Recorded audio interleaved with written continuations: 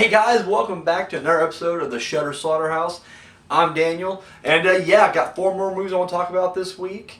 We're going to kick things off with the Shudder original picture.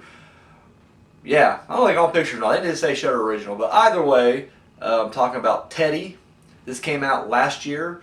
It's a French film, and you know, if you're anti-subtitle, get a clue, learn to read, and come back. But for those of you who are okay with it, it's got subtitles, so there you have it. The plot of Teddy basically is this young guy, you know, in a small town, gets attacked. I mean, it's a wolf. I'm guessing it's a werewolf. Yeah, he gets hit by a werewolf, and it's a pretty standard, straightforward werewolf movie. I don't know. I wasn't that big on this. It was literally, I don't know. Like when I'm watching it, I'm pumped because I have yet to see like a really bad French horror film. Like they're always good and brutal, and this is like the exception to the rule. It had some kind of messed up stuff to it, but for the most part, it was very straightforward. I don't know. This played out very artsy, and I was okay with that.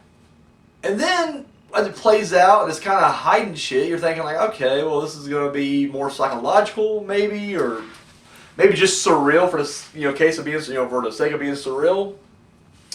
But like I said, as it plays out, it just seems very standard. It does have this kind of odd little ending to it, but I won't go into that. I won't ruin it for you. But no, I don't know. It's a vampire, or sorry, it's a werewolf movie. It's a French werewolf movie. I don't know. It's like on the thing they say it's like kind of a comedy. It's really not at all. The little description on Shudder was like, it's a horror comedy, a coming of age horror comedy. It's really not.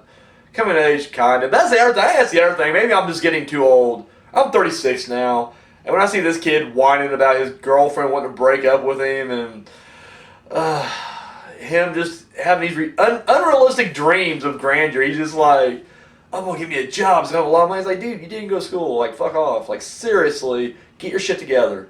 Get your shit together, and then you can, he does it. He's working out through a temp agency at a massage parlor, and he expects to, like, bring in, like, 6 figures to build this dream house for him and his girl. And I was like, my God, was I that stupid when I was that young?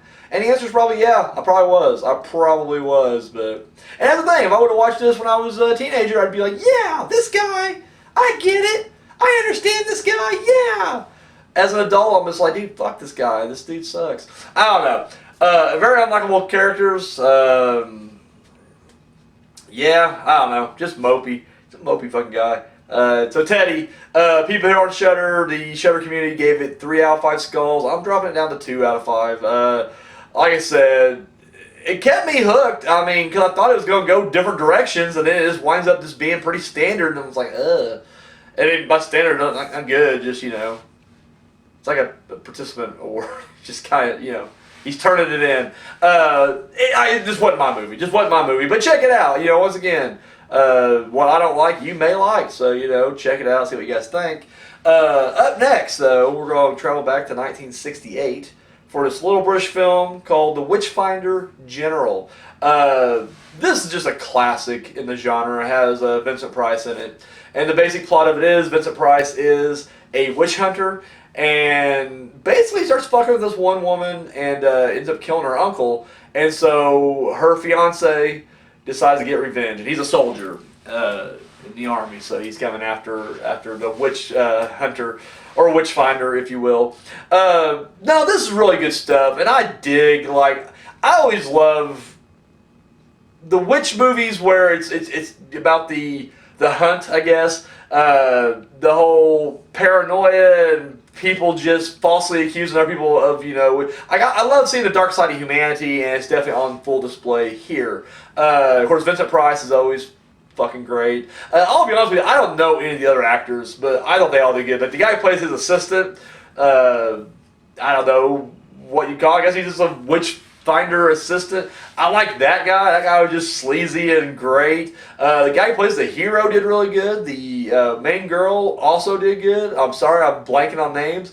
Because Vincent Price is the standout guy, like he really was. But no, very fucking solid. the Shudder community gave this thing 4 out of 5, and I'm gonna agree. This is my pick of the week, actually. Of all 4 films I've watched, this is the one I would highly recommend. This is the one that is my favorite of the 4. Yeah, Witchfinder General. Yeah, highly recommend it. Just check it out. Just check it out. Up next, 2018, a little film called They Remain. Basically, this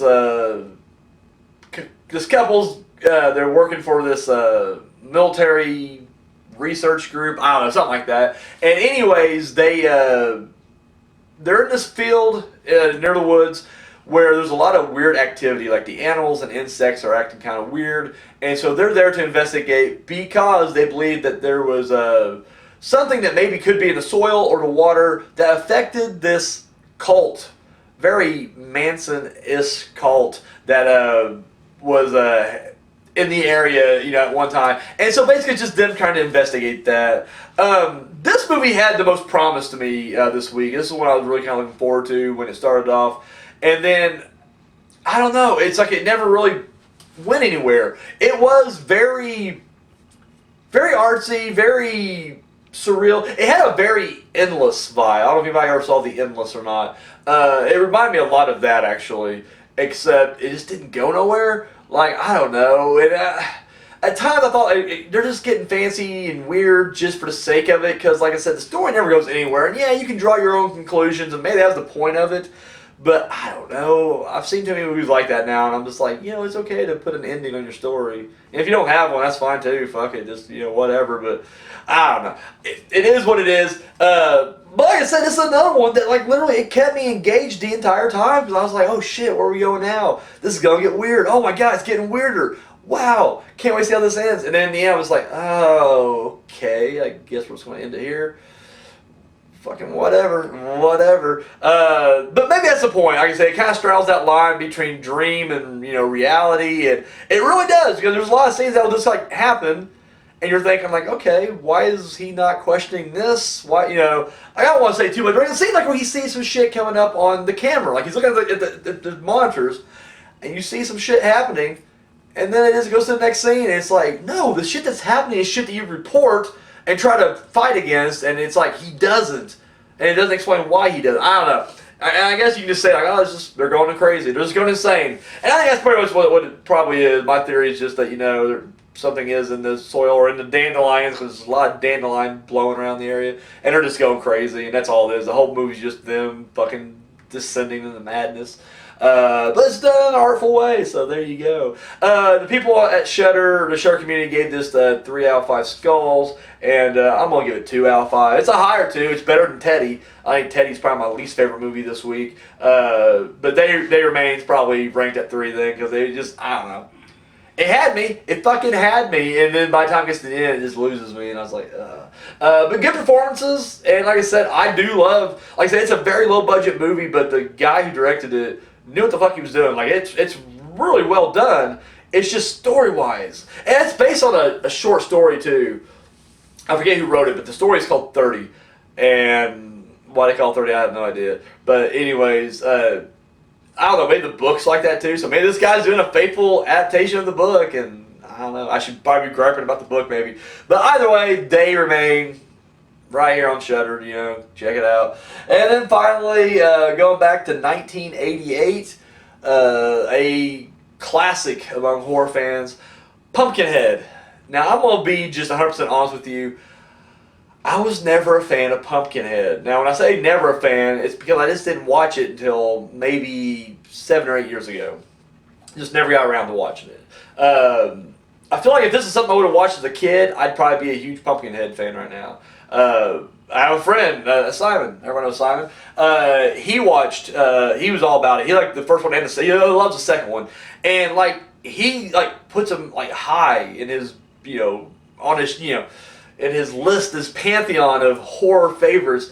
Pumpkinhead's high up there, and when I finally got around to watching it, I'm just like, it's okay. The basic plot here is this guy, after tragically losing his son due to an accident, he loses it and basically summons Pumpkinhead to kill all these teenagers. And teenagers don't even realize they killed the kid, which makes it even better. Yeah, Pumpkinhead. It's directed by Stan Winston, and you get the idea that like this guy knows how to create a fucking creature. He can do the effects, the practical effects perfectly. No one's debating that. Jurassic Park, fucking Terminator, Aliens, Predator, the list goes on and fucking on. And I just touched like the big four. There's probably a shit ton more I didn't even discuss. However, he decided like I can direct too, and he can't.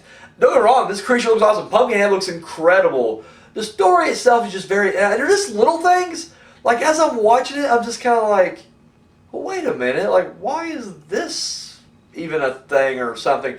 I don't know. Like, there's the whole scene where like the guy, the grandpa with all the kids, all the little hillbilly kids in the truck, when he's at the general store, and you know, Lance Henderson's just like, hey, you done? Everything done? He's like, yeah, I got everything except for my fee. And he's like, oh yeah, I'll have to give that money to you later. Can you care if I go pick it up and bring it out to you? And the guy's like, sure. Okay. And then Lance gets in his truck, goes and gets it. And the guy, I assume, takes it out to him. During this time, the kid gets, tragically hurt. But then later on, when he brings like the kid's body out to this, hillbilly, the hillbilly's handing him money. He's like, "Oh, here's what I owe you." And I'm like, wasn't Lance on his way out to pay you? It's a lot of little things like that in the script that just like doesn't make any sense. Like little things, dumb things that like I feel like a competent director would be like, yeah. Or not me. I might go pick on the director. Like, where's the producer of that? Going, hey, that's fucked up, right? And I'm sure the answer out of that's just like, yeah, they don't care. They're just going for atmosphere and mood. And yeah, you got it, guy, but. I'm sorry, I was never a big fan of Pumpkinhead. And I will say, watching it here, there's certain things I like a little bit better this time around, but overall, it's like, nah, don't need to rewatch it again. Probably won't have to watch it again the rest of my life. Just probably go the rest of my life out watching Pumpkinhead, I'll be fine. That's just me. The people at Shudder, the Shudder community gave this thing 5 out of 5 skulls. Like, you fucking kidding me? Damn. I'm gonna go 3 out of 5. I'll go right down the middle. It's okay. It's okay. I think the performances are really good. And I think the creature looks good. I think the film looks fine. Like it looks like it's spooky as hell. I can definitely see this being like a Halloween classic. It's just a story I just don't really care about. It's the character. I mean, I guess like all the teen characters are just I don't know. At least with like a Friday the 13th. They're given stereotypes at least. It's just like, hey, that guy's a nerd, that guy's a jock, that guy's a dick, this dude's a stoner, that's the whore, she's the good girl. Here it's like, no, they're all just bland. And they're all white, so it's just like, you can't tell them apart hardly. You get one guy who's just like the asshole, and you get like the girl who's like a photographer who's like clearly going to be the final girl, just because they give her just a little bit extra scenes like in the very beginning, so it's like, okay, we're going to follow this one around. But beyond that, no, it's just, I don't know, it's just bad. Not a fan, sorry. But that's it. Guys, if you have seen any of these movies, whether it be Pumpkinhead, They Remain, Witchfinder General, or Teddy, let me know in the comment section down below. Maybe I'm being too harsh on this. Maybe these are all just great classics. For me, I definitely recommend Witchfinder General. The rest of them, check them out if you want, but you probably don't have to. Witchfinder General, though, know your horror roots. Go back to, I'm an old man now, just raging against the kids. So there it is, guys. That's all I got. Thank you for watching. Till next time.